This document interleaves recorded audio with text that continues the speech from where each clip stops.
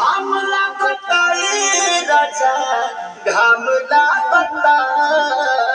आखिर काठी में घामला बताए राजा घामला बता घामला बताए राजा घामला बता बहरम करे लाला तूता बहरम करे लाला जैत में हमारा आला बता